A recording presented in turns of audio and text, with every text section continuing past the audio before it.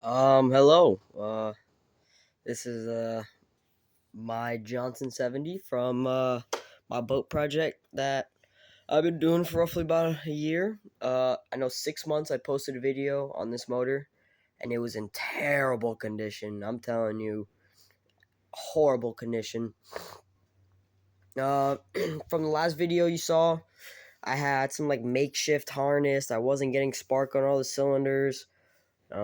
I thought the power pack was the problem. Man, there was a lot of stuff wrong, a lot of stuff I didn't know about this motor. We've definitely come a very long way from me not being able to get the motor started to me getting it to run yesterday. So yeah, I'll probably post like a YouTube short on this motor just running after this video, and obviously I'm gonna do a bow update on how that's looking compared to when you saw it last.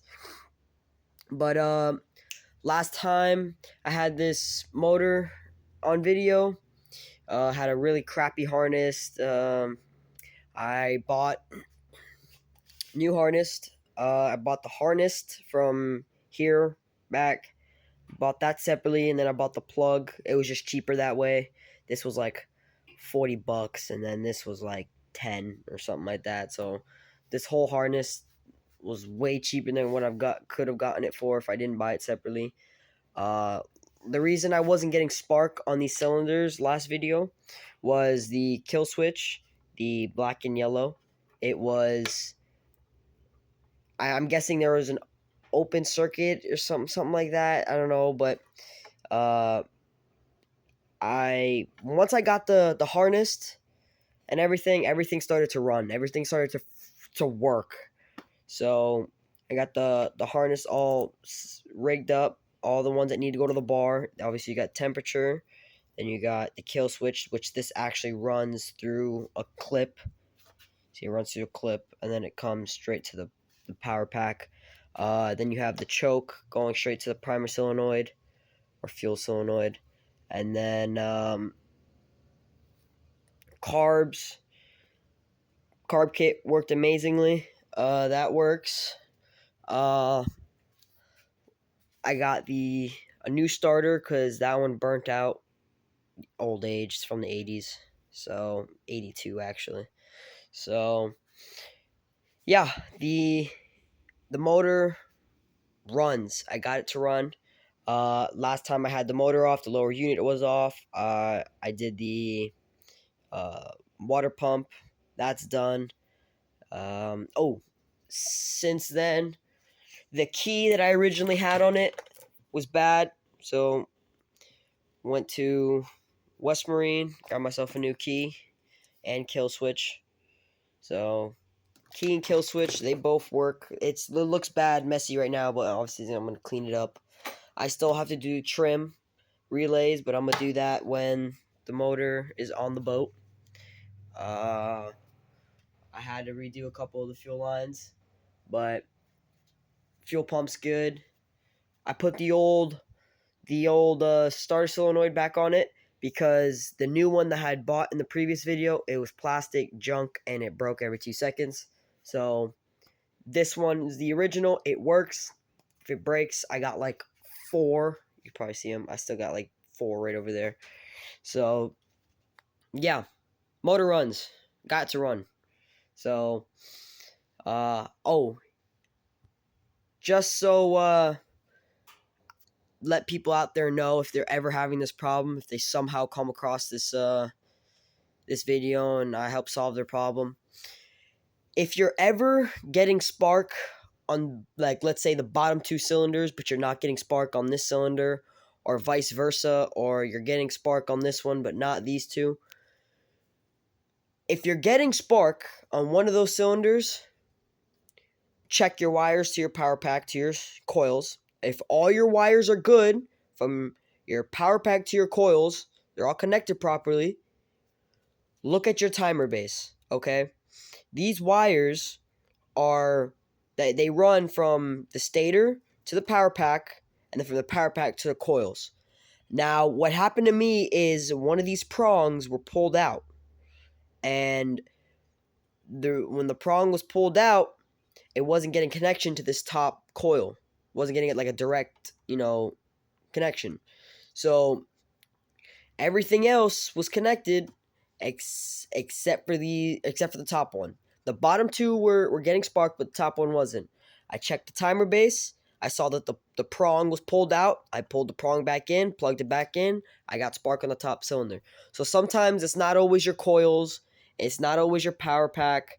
It could be your timer base. And if you're not getting spark on any of them, everything's connected. It could either be coil issue, it could be a power pack issue, but if everything's working out, if you go step by step, if your coils are connected to your power pack correctly, right? Then you go, okay, well, where's my power pack connected to? It's the stator. Let me check the stator. So, if you're ever having that problem, there you go. One problem I also did have with this motor is I'd get it started, and I'd start it, and it wouldn't turn off.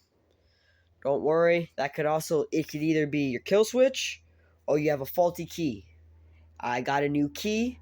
I connect the kill switch up. It turns off when I want to turn off. So the motor runs. I got her to run yesterday. The cowling, I'm sanding it now. And fuel tank. Yes, I'm using the original fuel tank. It works. It's clean on the inside. All the seals are good, so I'm using it. I'm not using that tank that was in the previous video. So let's go check out the boat. Oh, we've come a long way. Here we are. Last time you saw the boat, she had no top cover. She had no stringers. She was in the midst of getting her feet put back on.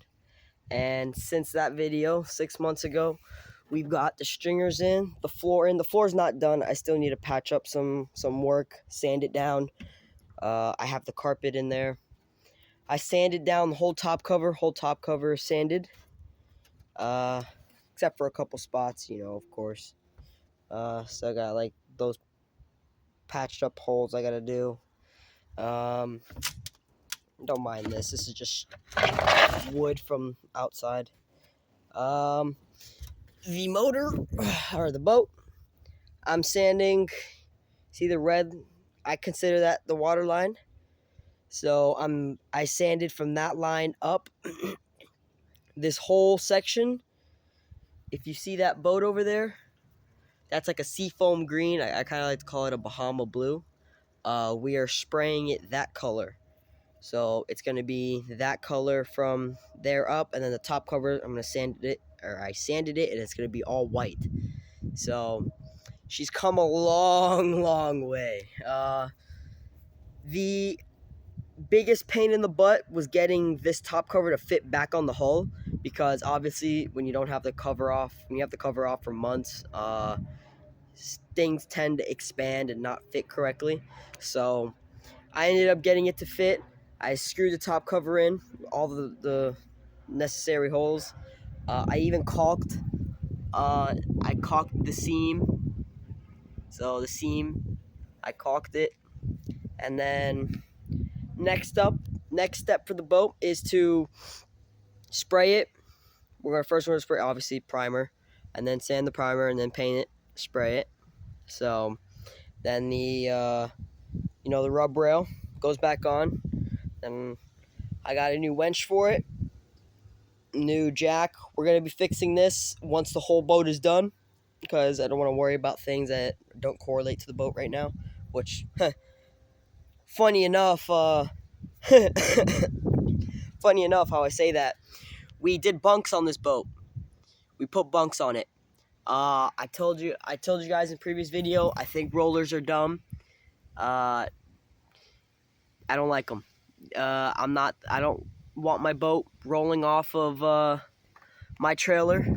I don't care what anyone says, not happening. So I put bunks on. That was easy. And yeah, she's almost there. So I'll keep you guys updated. I definitely will. I'm not going to leave you guys stranded for 6 months again. So, I don't know. I love restorations, and I loved watching them as a kid. So I was like, screw it. I might as well start recording. So whether I have people that watch it or not, it's just good entertainment, and it's good progress to watch, and where I've come from, and the knowledge that I've gained on that motor from what I thought I knew to now what I know. So, yep, I'll keep y'all updated.